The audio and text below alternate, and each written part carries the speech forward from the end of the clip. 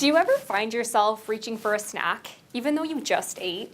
You could either actually still be hungry, just not quite feel full enough, or simply have some kind of a desire to eat something. But if we're not careful, this extra food through the day can add up, affecting our body weight. And if body weight here in Canada continues to increase, we're bound to also see an increase in things like heart disease, diabetes, and even cancer. So what can we do about this? Well, current guidelines tell us that we can decrease the amount of energy we eat from food and increase the amount of energy we use by exercising. Unfortunately, these are the two very issues that Canadians find themselves struggling with in the first place. My research aims to create a more practical strategy for Canadians to keep their body weight in check. It starts with how we should encourage Canadians to consume foods that actually help you to stop eating once you're full and help you to continue feeling that way for longer. This is where lentils come in. They're essentially the cousin of the more familiar chickpea or bean. Lentils are incredibly high in protein, fiber, complex carbohydrates, vitamins, and minerals, causing them to hang out in our digestive system for longer.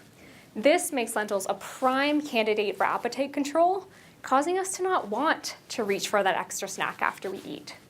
But here's the catch. Despite Canada being the world's #1 producer of lentils, less than a mere 13% of Canadians are actually eating them on any given day.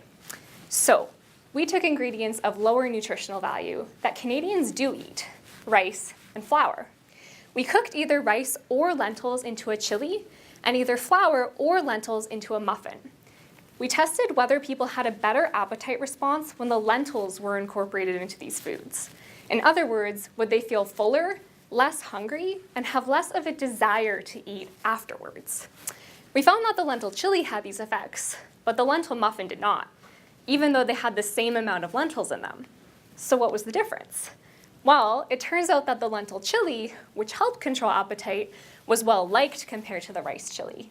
But the lentil muffin, which did not help control appetite, was not well liked compared to the flour muffin. So, it becomes clear to us that the solution is not simply a matter of throwing lentils into any old food product. Canadians have to be willing to add these foods to their existing diet if we want this strategy to really take effect. My research has started the quest to support Canadian food product innovation to help determine how we can best provide Canadians with lentil-filled ways to manage their appetite and look forward to a healthier future for Canada in return. Thank you.